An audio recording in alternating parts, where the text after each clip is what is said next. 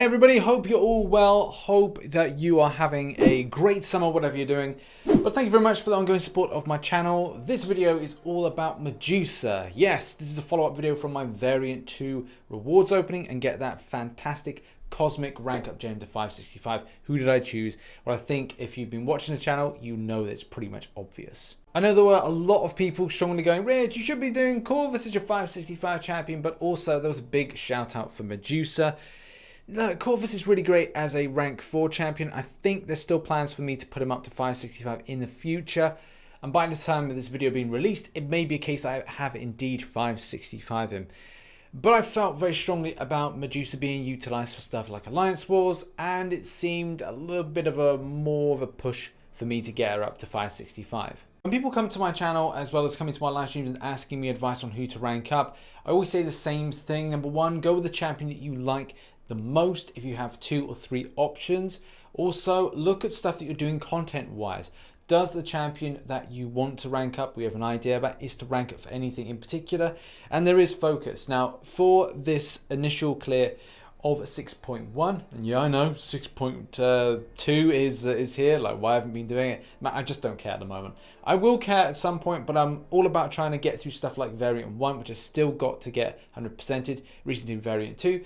Did a good chunk of Variant 1 whilst I was on holiday, and the plan is to then continue doing that because there's a lot of content that comes into the game on a monthly basis, so it was always important to clear that. But going back to the focus point and Medusa versus some of the content, when I was grinding out this, I utilized for these 2 bosses here, Medusa, great for this, and also for this Sentinel boss fight here.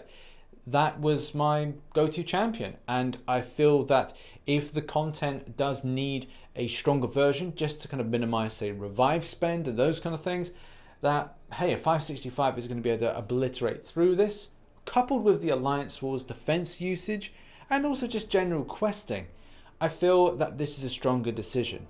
And yes, it could be a case that Corvus could be equally as good for me, but he's still doing immensely well as a rank 4 at the moment. The way I'm coming across is that I had structure to this, and I did, and I'm going to explain the reasons for what given thing, Alliance Wars defense, robot fights, right the way through to class advantage and smashing through enemies. That's the reason for this champion being 565, so let's dive into this. Even though it's more common to see different champions, Medusa is still used as an end boss. Yes, you'll see the likes of Thing, you'll see the likes of the champion, you'll see the likes of Korg. Very frustrating end champions to face off against, but Medusa still has usage, especially with living strands. So when you see her from time to time getting up to those 3 fury buffs, she then is able to auto block. And if obviously you've got the mastery, which we all have, parry mastery, it's going to mean that it's going to trigger that on you. You're going to go into a stun, and then you're going to be absolutely smacked to heck and back. Even better when we're considering that the champion we put on stun immunity or any kind of immunity whatsoever. That would be really frustrating, and it's probably one of the reasons that she is pinpointed as the end boss champion, especially for a lot of, say, gold, platinum 3. But as you go up to the top, you will find this champion a lot less, and with new champions being added in, you'll see it a lot less in the future. One thing I particularly like is Armor Shattered. That's pretty cool to output some amazing amounts of armor breaking, reducing down that armor, and then you're able to put in more damage. They're weaker. It's a pretty cool thing, especially with breakthrough. It kind of really helps out to kind of smack down the enemy as much as possible, especially hitting off an L2. It's going to be great for breakthrough. This is the Act 5 node, and something I'll cover in another video. The thing I absolutely love, and the thing that is so darn cool, is using this champion against robot-based champions. Sentinel, Ultron, especially the Ultron from 5.4. I just want to show you the footage of just completely shutting down the systems, and just that ability accuracy is just kind of way off. Roll the clip.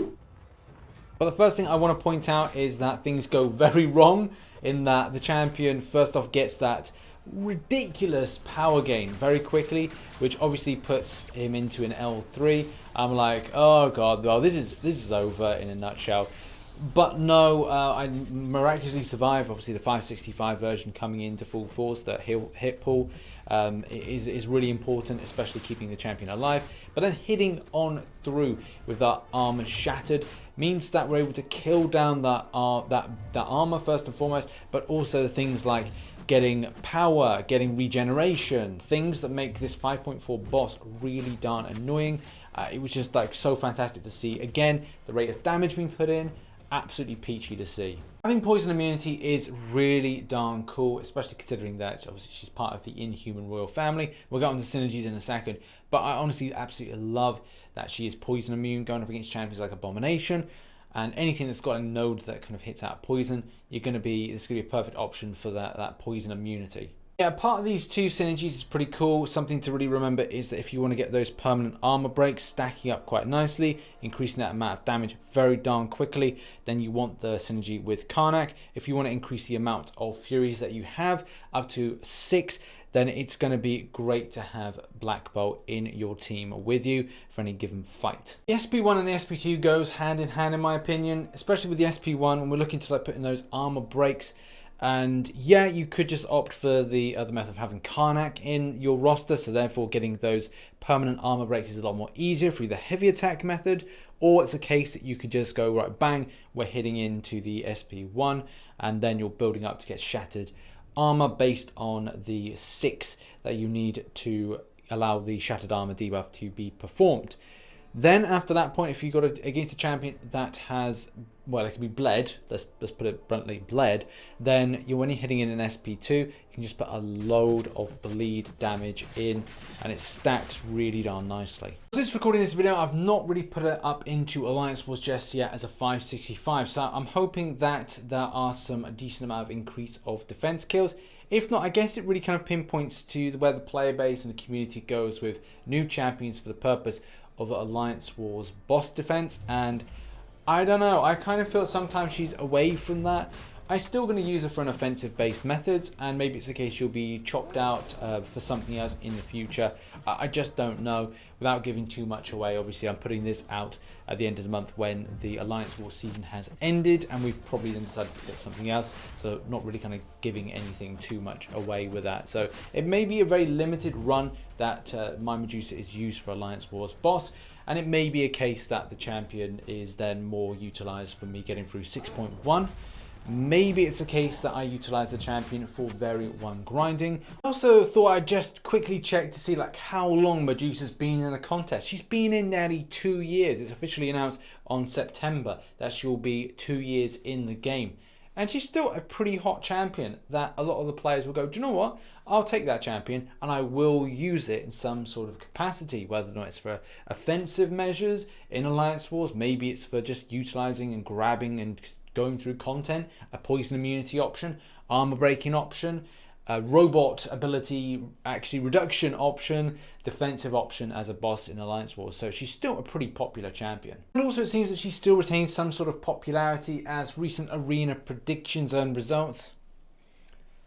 But also it does seem that she has some element of popularity amongst the community still, with her cutoffs being still quite high. 38 mil is a pretty respectable score. Her first round one was 35 mil, so yeah, there's still popularity there for a champion that is still usable against content that's being put in to this day. Either way, I'm very happy with this option that I chose to rank up. I feel that there will be more along the way like Corvus and other champions, but still it's nice to kind of give those nods to champions that are a couple years older.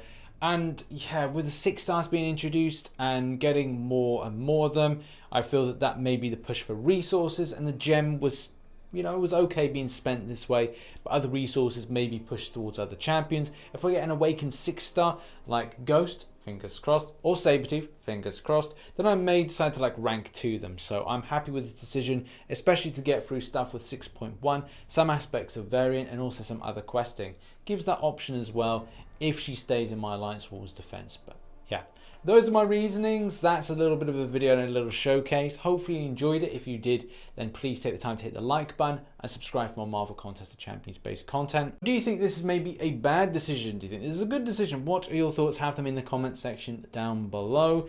Don't worry, it's fine. You can disagree with this decision. It's going to be okay. But yeah, drop into a live stream most days from 1900 hours GMT, and I'll see you in the next video. Bye bye for now.